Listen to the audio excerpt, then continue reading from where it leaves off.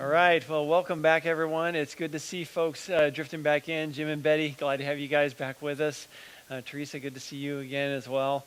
And as our church family starts coming back together, it's always exciting to see people we haven't seen in a while with us. A couple of announcements. One is Easter is right around the corner. It's first Sunday in April.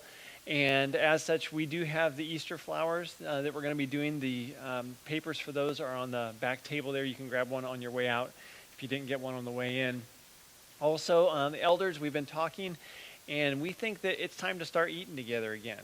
So we're going to Easter morning, plan on doing a breakfast. I don't know the exact timing of it because we may have to switch things around since we used to do had the breakfast and then Sunday school and the sunrise service and all that. So we'll kind of figure out what that's going to look like, but we're working our way that direction. So just a little heads up on that. Are there any other announcements anyone has to share with us this morning? Okay. Well, let me pray and ask the Lord's blessing on this time together, and then we'll worship together. Father God, thank you so much for drawing us back together as a church family.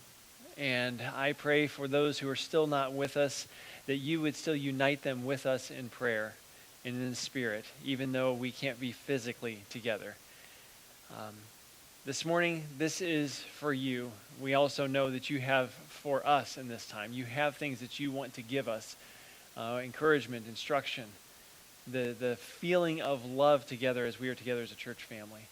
So, Father, I pray that this morning would be a blessing to us and that it would be a blessing to you. And we return this morning to you as an act of worship. In Jesus' name we pray this. Amen. All right, well, let's worship together in song. Welcome back, Walt. No, thank you. So it is good to be back with you all again. Worship together. We'll start off with a few songs that help lift us up this morning. If you want to stand up, we'll stand up for Jesus again.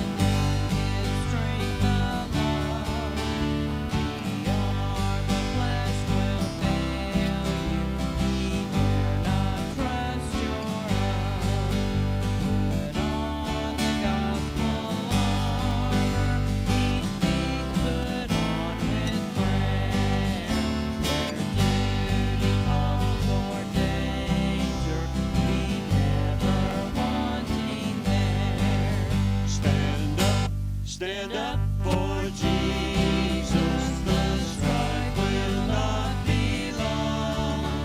This day the noise of battle, the next the victor's song.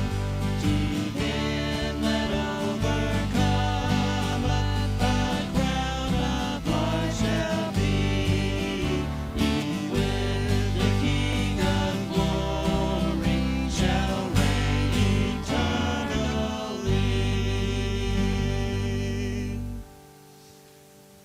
and it's good to have most of our band back with us again this morning too, having Daryl and Gary back.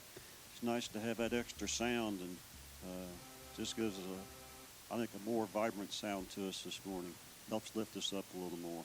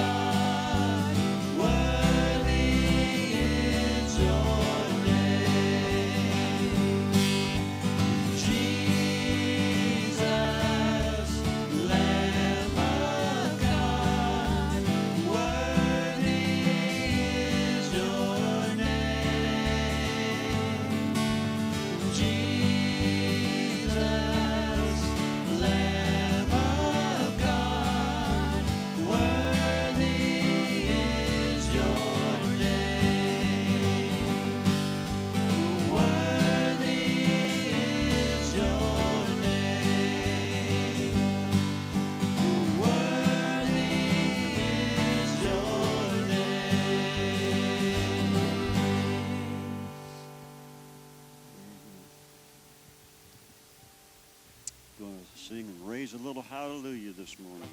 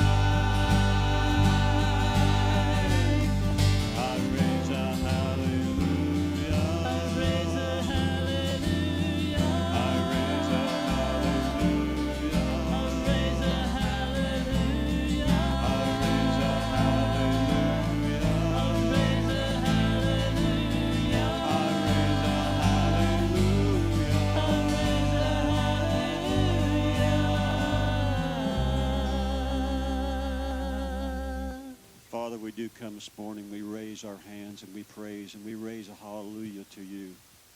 That you are our Lord, and we stand up.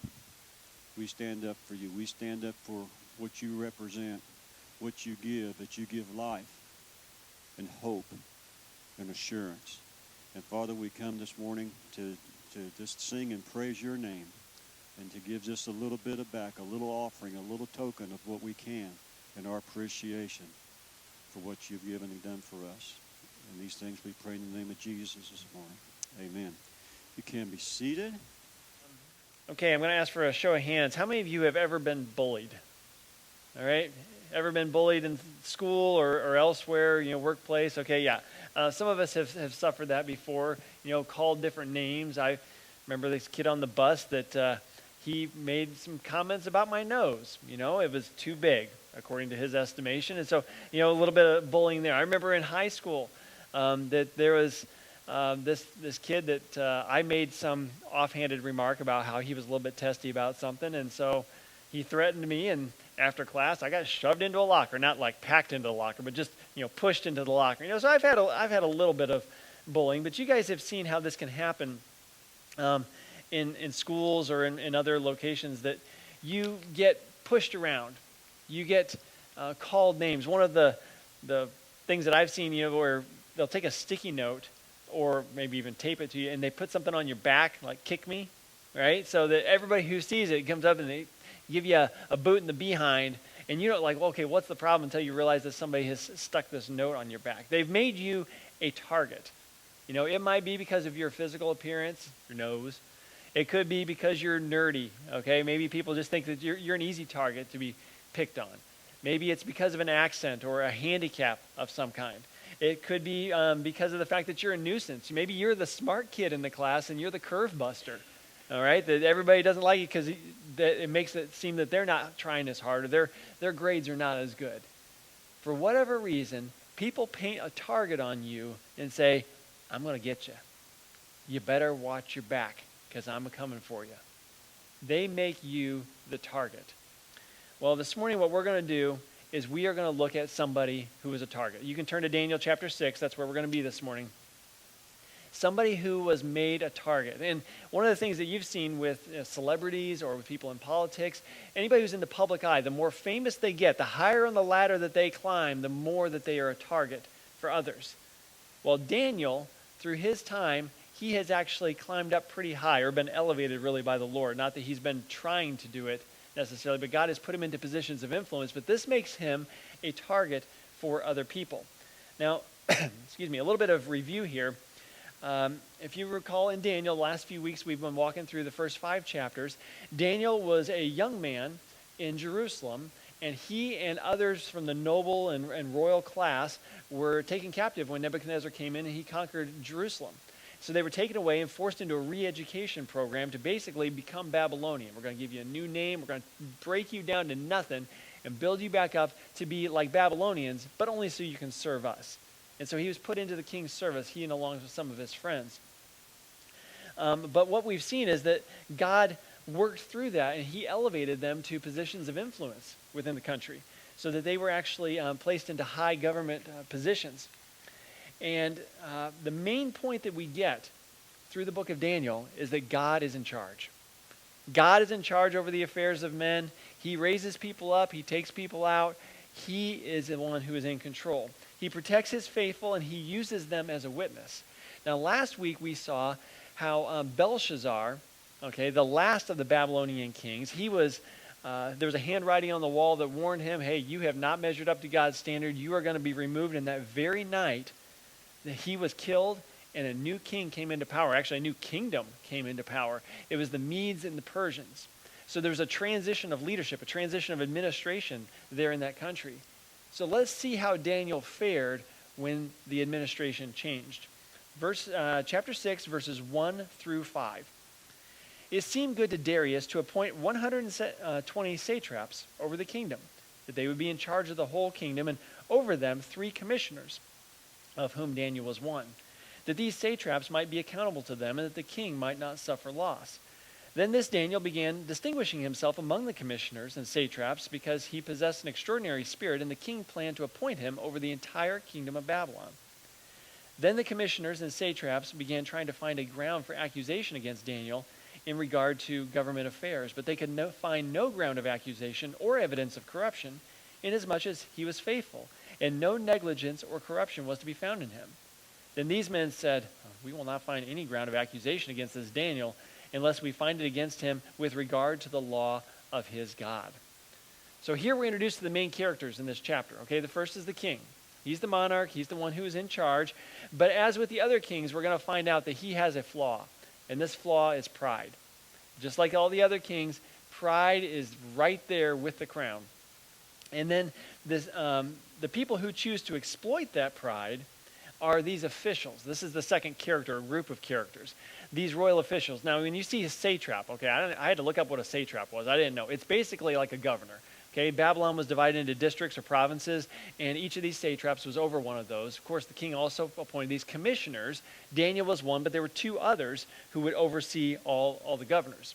All right, but those officials, they didn't like Daniel so much. And Daniel's our third character. They were out to get him. Now they said, we're not going to find a problem unless we find it in regard to the law of his God. When we looked into his life, they're trying to dig up dirt so they can sling mud at him. But they can't find anything. This guy is squeaky clean. All the lines, he hasn't crossed any of them. So since he isn't crossing the lines, they figure, you know what we got to do? We got to redraw the lines. Let's move the lines so that Daniel will trip up. He will go over them, and they figure the one thing that they're going to be able to get him in, because he's not breaking any Babylonian laws, he's got God's laws. So what we need to do is find out what his God's laws are, and then we need to draw the lines in such a way that he can't follow his God and follow the law at the same time. And then we'll get him. Okay, look at verse 6. Then these commissioners and satraps came by agreement to the king and spoke to him as follows. King Darius, live forever. All the commissioners of the kingdom, the prefects, the satraps, the high officials, and the governors have consulted together that the king should establish a statute and enforce an injunction that anyone who makes a petition to any god or man besides you, O king, for 30 days shall be cast into the lion's den. Now, O king, establish the injunction and sign the document so that it may not be changed according to the law of the Medes and the Persians, which may not be revoked. Therefore, King Darius signed the document, that is, the injunction. All right, so they come up with this idea. What are we going to do to get Daniel?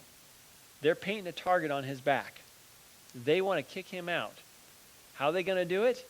They get the king to sign this law. Now, we know what it is to have special times that are set aside for honoring a person or a thing, right? Okay, we've got Veterans Day, Memorial Day for those who've been in the service. There's Grandparents' Day, Mother's Day, Father's Day. Sometimes there's whole months that are dedicated. There's a Pastor Appreciation Month. There's, Women's History Month and Black History Month. Okay, we're going to set aside a time to honor a particular person or class of people. Well, here they say, we need to have an Honor the King month. King, what do you think of that idea? What's he going to say to that? Of course, yes, honor the king. Not just honor him, but really treat him as a god. We're going to put a temporary injunction in place that says, well, actually, we're not going to. King, you're going to put a temporary injunction in place that say, basically, the temples are closed. You can't pray to anybody else for 30 days, only to the king. Well, the king, they, of course, are appealing to his pride. He signs this. But as with temporary injunctions and other rules that are put in place, sometimes what happens, there are unintended consequences that come with those. Now, you guys have seen unintended consequences right now, okay? Temporary injunctions, we know what this is. Right now, we're in the midst of what? A pandemic, right? And so there's all these rules that are only in place until the virus goes away, supposedly, hopefully, right? And so what are some of these? Well, you can't gather with each other. You have to keep a certain distance from each other. The schools are closed. We have to wear masks. Well, all that was done for a good purpose. We don't want people to get sick and die.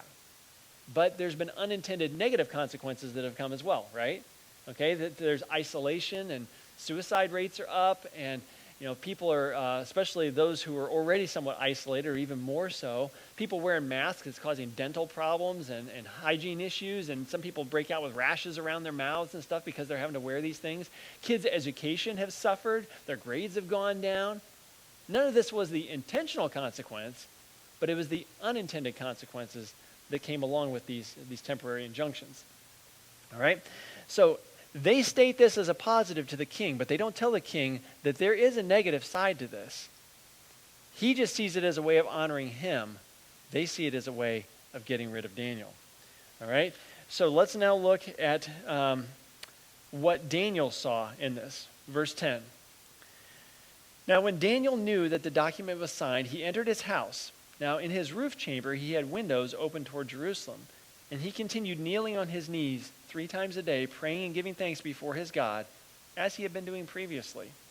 Then these men came by agreement and found Daniel making petition and supplication before his God. Then they approached and spoke before the king about the king's injunction. Did you not sign an injunction that any man who makes a petition to any god or man besides you, O king, for 30 days is to be cast in the lion's den? The king replied, the statement's true, according to the law of the Medes and the Persians, which may not be revoked. Then they answered and spoke to the king. Daniel, who is one of the exiles from Judah, pays no attention to you, O king, or to the injunction which you signed, but keeps making his petition 3 times a day. The king suddenly realizes what's happening here. Oh, this is what's up with this. And his best official is he's very distraught because the person he had planned to promote to second in command over the whole kingdom has suddenly been waylaid behind the scenes. He is not happy about this. Look at verse 14. Then as soon as the king heard this statement, he was deeply distressed and set his mind on delivering Daniel. And even until sunset, he kept exerting himself to rescue him. So he's trying to pull some strings. Is there something I could manipulate administratively behind the scenes here to make sure that this doesn't happen? So legal recourse, what can I do? But he's stuck because according to the Medes and the Persians, once a law is in place, you can't revoke it. It can't be changed. Once it's there permanently. And then if there's any doubt as to what the reason that this injunction has been put in place, how the king has been trapped by this, look at verse 15. Then these men came by agreement to the king and said to the king, "Recognize, O king, that it's the law of the Medes and the Persians that no injunction or statute which the king establishes may be changed." So the king knows it, they know it, Daniel knows it, but at this point, there's nothing he can do about it. He's stuck. They painted the target, and there's no way that Daniel can get that target off of him. He is stuck. All right? So, the king can't change the law. He can't change its enforcement. Daniel's wearing the target. Now, as you think of this, let me back up and think about the times that we wear targets and the times that Daniel was wearing the target here. Daniel did not choose to put this target on. It was chosen for him. It was put there by dishonest people. He was wearing it because he chose to do what was right. And there's nothing he can do to remove it. This is the case often for people who are going to choose to follow the Lord. You are going to wear that target, and if you're going to follow the Lord, there's nothing you can do to get that target off of you. You guys know about the Masterpiece Cake Shop. You've probably heard about that. The guy who said that he would not make a custom cake for a wedding, a homosexual wedding, because he doesn't believe that weddings should be between homosexuals. Well, he's brought to court, dragged through court a couple times for this, and he is still getting hammered years later because of the fact that he is taking this stand on this. You know, Hobby Lobby. You guys remember about that, where they were told that they had to have this contraceptive mandate in their health insurance coverage, and they said, well, that's going to cause abortions, and we don't believe that that's okay, and so they took it all the way to the Supreme Court. They had the target painted on them. Individuals who say, I am taking a stand for morality here. I'm going to speak up, stand up, I'm going to do the right thing. And the culture around says, we're painting the target on you. You're going to take that stand, we're coming after you. Any of us, the Bible says in 2 Timothy, anyone or everyone who desires to live a godly life in Christ Jesus will be persecuted. It is not an option. If you are going to stand for Christ, you are going to suffer. Now, in this culture here, a very godless culture, Daniel was going to suffer a little more maybe than what some of us have. As the culture moves farther and farther away from the Lord, as time goes on, we are going to have those targets on us as well. How do you wear the target well? That's what we're looking at this morning. It's not really an option if you're going to wear the target. It's an option if you're going to follow the Lord. The target comes along with it. If you wear the name of Christ, you're wearing a target. Because the world hates him, he's going to hate us as well. Right? Okay? So as he's going through, let's look at this and see what lessons that we can learn from him. Now, we have to reconsider this recurring truth that comes up over and over in the book of Daniel. In one form or another. And it was stated really clearly for us in chapter 4, verse 23, where it says that the Most High is the ruler over mankind. God is in charge. And God being in charge, he let these conspirators do this. He could have put his hand out and stopped them. He let them have their secret meeting.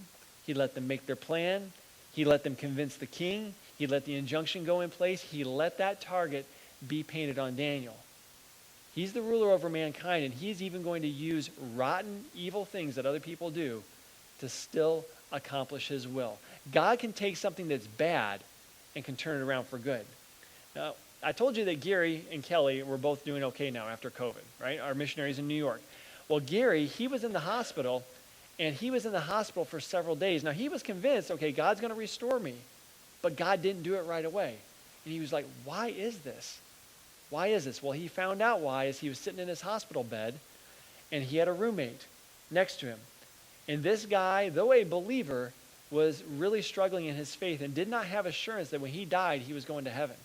So he believed in Jesus, but he hadn't really been discipled into understanding the confidence that that gives us.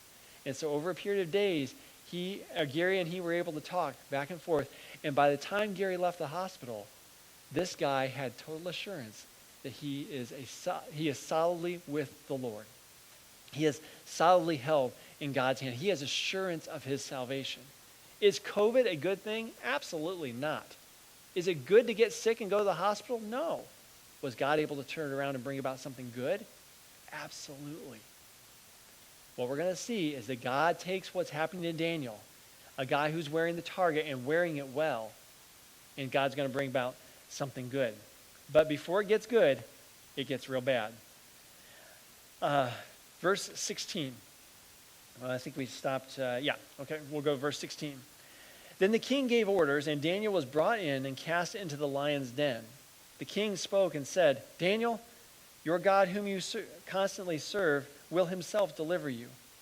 A stone was brought and laid over the mouth of the den, and the king sealed it with his own signet ring and with the signet rings of his nobles, so that nothing would be changed in regard to Daniel. Then the king went off to his palace and spent the night fasting, and no entertainment was brought before him, and his sleep fled from him. This king, who was part of a polytheistic pagan society, one who actually kind of took the rights of God upon himself for 30 days, when this happens, God used the target wearer as a gospel sharer to this guy. May your God deliver you. Basically a blessing or a prayer. I'm hoping your God does something. Your God intervenes in this situation. If Daniel had not been in that bad of a situation, would Darius ever have thought to pray or to appeal or hope that God would intervene? Now, let's go to verse 19 and see what happens after Daniel was in this lion's den.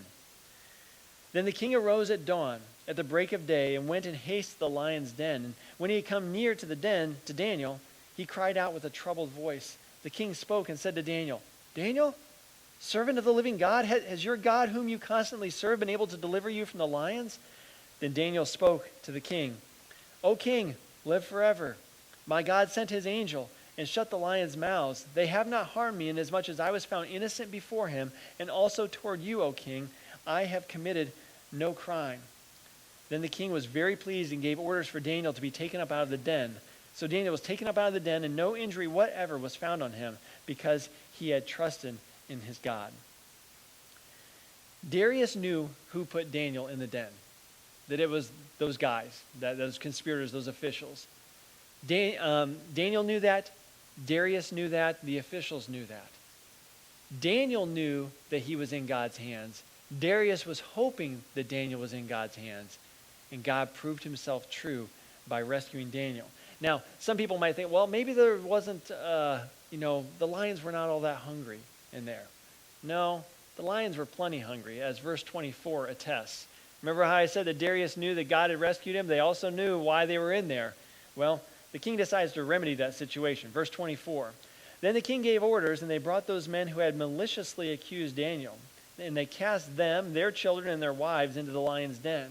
And they had not reached the bottom of the den before the lions overpowered them and crushed all their bones. Yeah, pretty vivid. Pretty vivid. Literally, okay, if you look in this verse here, it says these people maliciously accused Daniel. This is an idiom or a kind of a saying. Literally, it says that these people who had eaten the pieces of Daniel were cast in the lion's den, and the lions ate them. Great sense of irony there. So, I told you that the target wearer became a gospel sharer in the fact that he was a witness to Darius. Well, let's see the result of that witness. Look now in verse 25. Then Darius the king wrote to all the peoples, nations, men of every language who were living in all the land, May your peace abound. I make a decree that in all the dominion of my kingdom, men are to fear and tremble before the God of Daniel. For he is the living God and enduring forever. And his kingdom is one which will not be destroyed, and his dominion will be forever. He delivers and rescues and performs signs and wonders in heaven and on earth, who has also delivered Daniel from the power of the lions. So this Daniel enjoyed success in the reigns of Darius and in the reign of Cyrus the Persian. How well you wear the target depends on how well you share the gospel. Each of us, if we have Jesus in our hearts, if we are one who wears the name of Christ, we are wearing the target. How well we wear that helps to determine how effective our witness is. Here to Darius, it was very effective because Daniel, he was a man of integrity before he was under threat, and he walked through the threat as a man of integrity as well. Daniel actually has a very small part in this. He's mostly the recipient of action rather than the one who is doing the acting in here. But we see he was one who consistently lived out his testimony as a follower of Yahweh God. And it made a difference not only in the life of Darius, but eventually in the life of the whole kingdom as God's message went out to everyone. So as one who wears the target, how do we do it well? He did it well, but how do we do that well? There's lots of instructions for us given throughout the Bible about how to suffer and how to suffer well. But I want to look specifically at 1 Peter. There's some 3 words of instruction that we have there. And this is going to come in 1 Peter chapter 4, verse 12. Beloved, do not be surprised at the fiery ordeal among you, which comes upon you for your testing, as though some strange thing were happening to you. But to the degree that you share in the sufferings of Christ, keep on rejoicing, so that at the revelation of his glory you may rejoice with exultation. If you are reviled for the name of Christ, you are blessed, because the Spirit of glory and of God rests on you. It is an honor to wear the name of Christ, and we should rejoice that we wear that name. And we should also rejoice when wearing that name causes us to suffer, because that means we are wearing it well. An enemy is not going to attack us if we are not a threat. But if you are living the life that God wants you to live, then it's going to result in attacks from the enemy. If you suffer for the name of Christ, rejoice. Now, joy or rejoicing is not a feeling. We think of it as a feeling. It's like, oh, I feel joyful today. Joy in the scriptures is an action. It is a choice. It is a mental attitude that we have. Choose to be joyful. And we choose to be joyful not because the suffering is pleasant, but because of what the suffering reassures us of, and also what is coming after the suffering. We know that good is coming. We are not always going to suffer. The suffering will come to an end, and there will come a time that we are rewarded. But this is a caution. Just because you are suffering as a Christian doesn't mean you're suffering because you're a Christian. Let me say that again. Just because you're suffering as a Christian doesn't mean you're suffering because you're a Christian. You could be suffering because you're obnoxious. You could be suffering because you're a pain in the behind. You could be suffering because of the fact you're a slacker.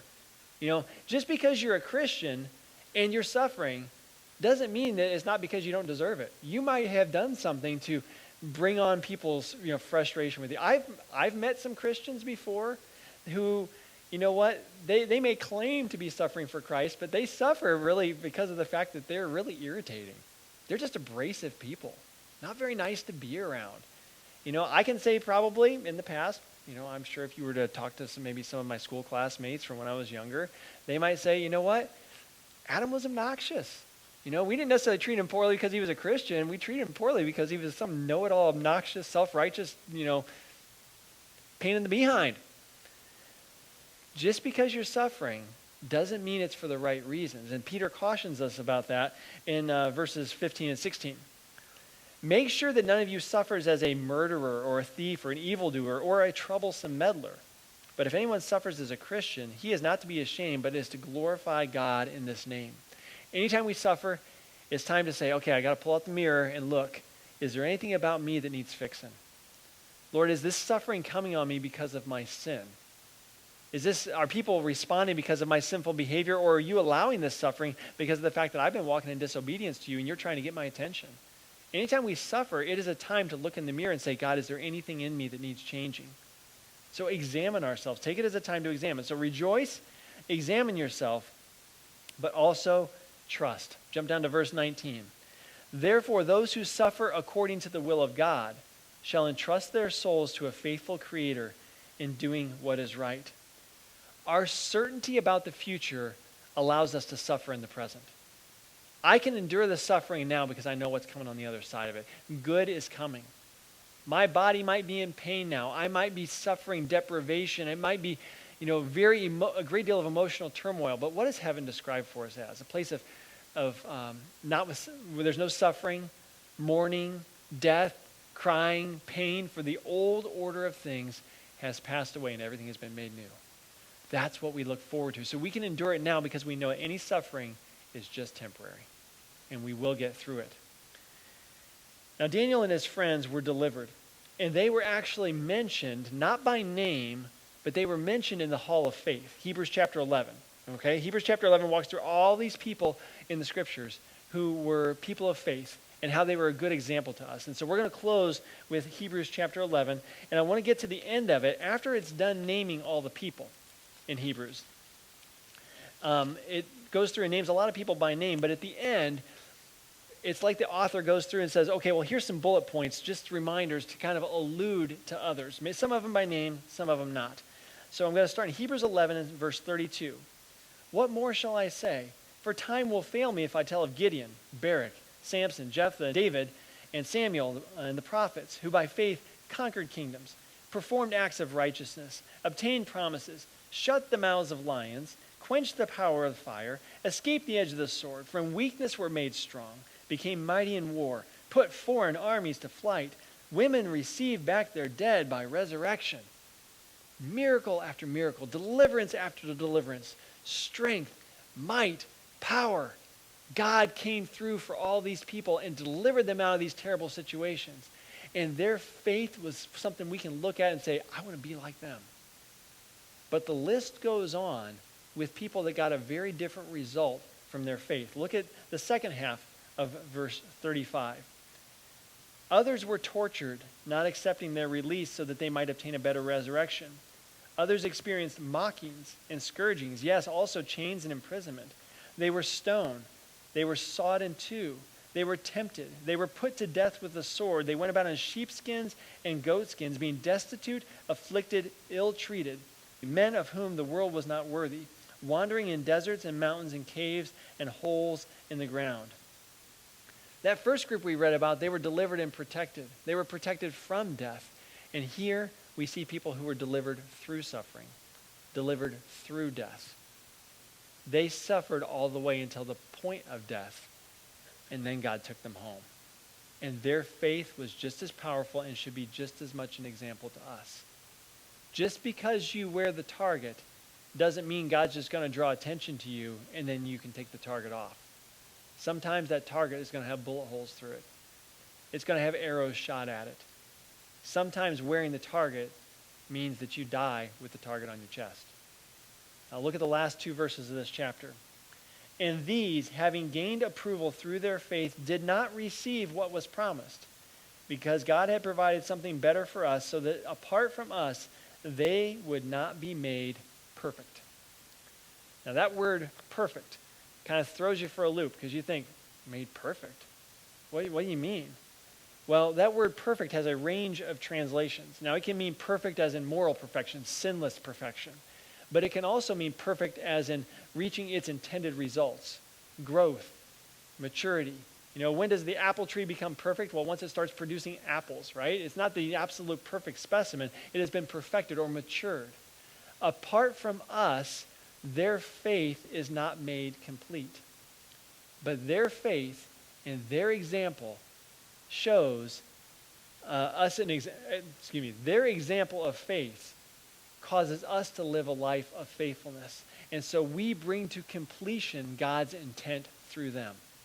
He didn't just intend for them to suffer and be delivered. He didn't just intend for them to suffer and die. He intended their life to be an example that would cause us to live well with the target painted on our chest, so that we finish faithfully.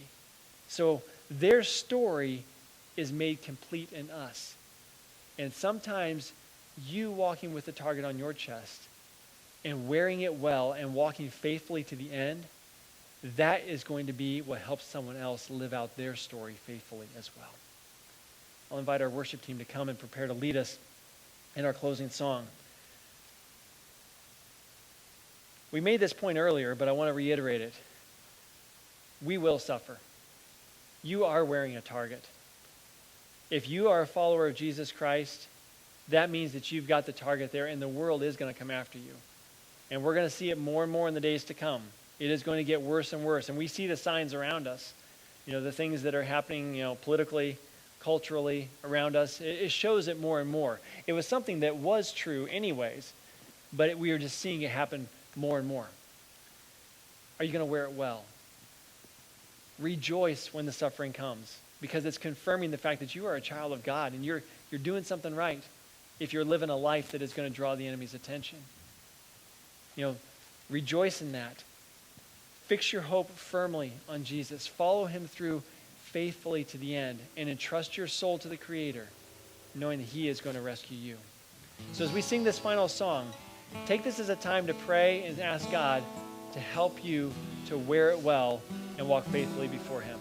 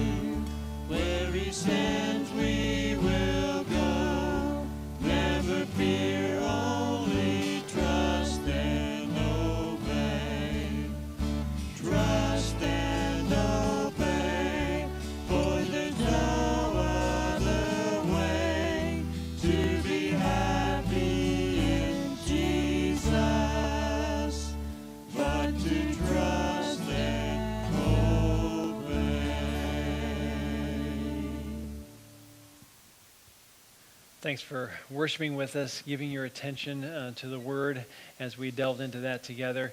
May you make this a great week of wearing the target well. Go forth in peace, and we'll see you again soon. Jesus,